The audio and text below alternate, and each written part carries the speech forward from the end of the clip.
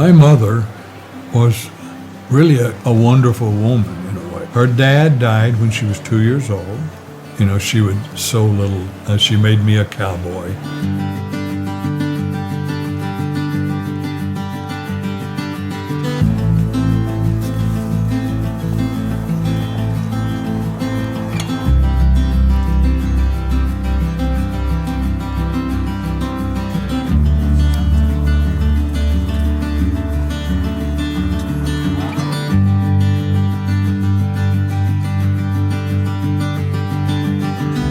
But I also I worked on ranches, like I wanted to be a romantic cowboy working on a ranch. So my feeling was I didn't want to be an artist. I wanted to be a cowboy.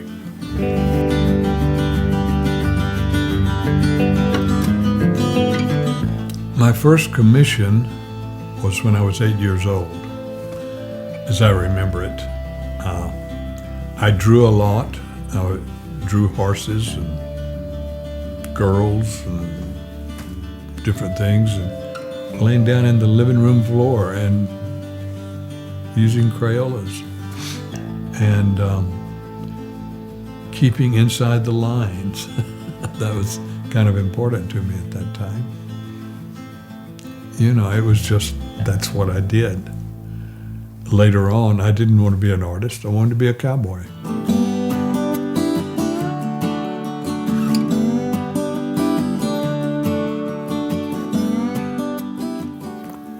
Well, you know, I think I had maybe visions of being a big famous artist when I was young. And it only took me about 2 weeks after I came on the art market to get in the Museum of Modern Art.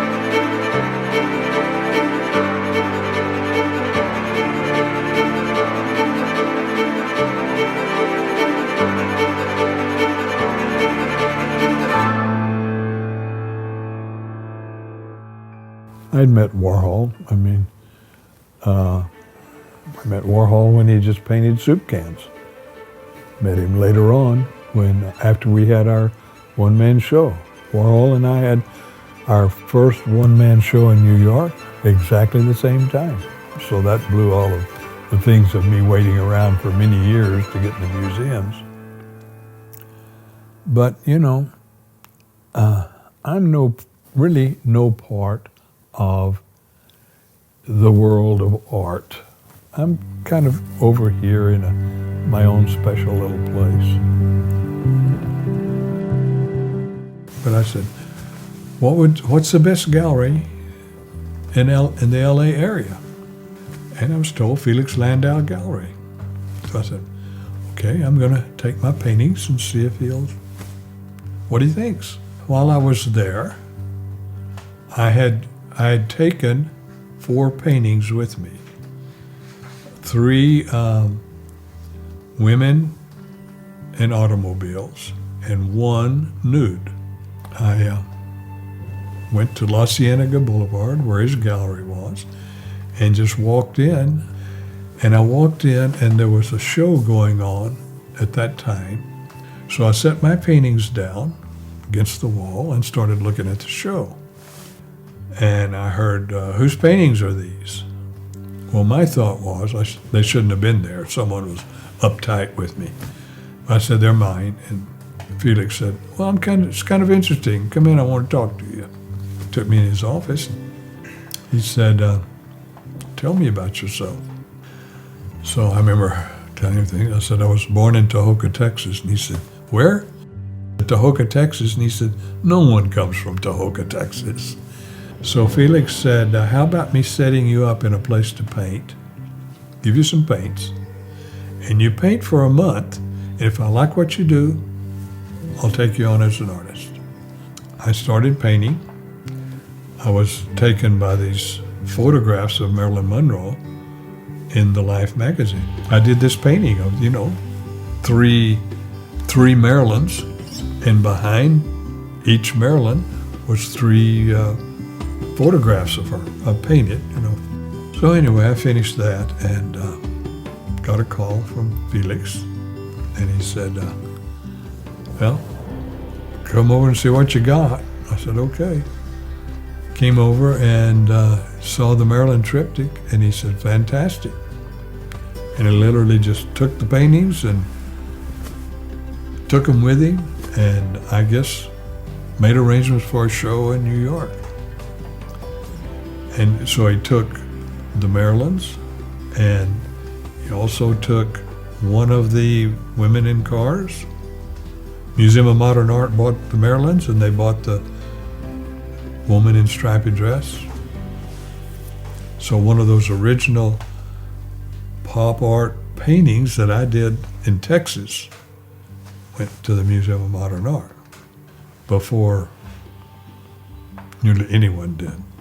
Warhol, Lichtenstein, Rosenquist before him, you know. Felix got a call from Life magazine.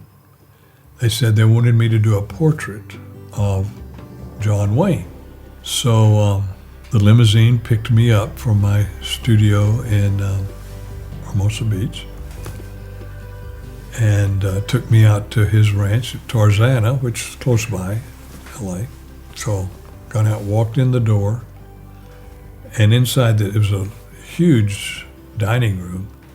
There was a table as big as this whole room here. You know.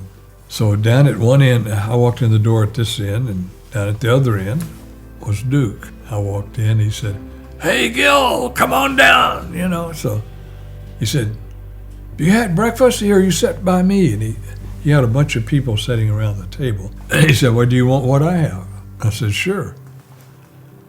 Well, he took a tumbler, you know, maybe 10 or 12 inch tumbler, and just filled it up with bourbon.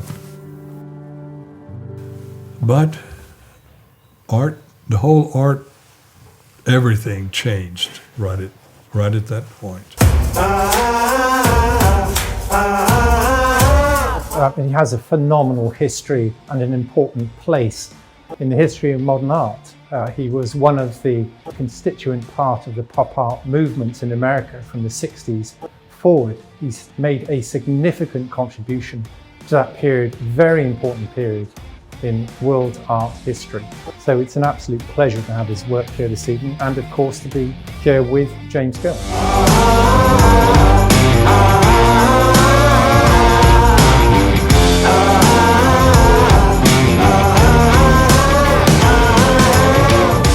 My pop art is really what the original term was, a popular subject. So that can be movie stars or the political scene.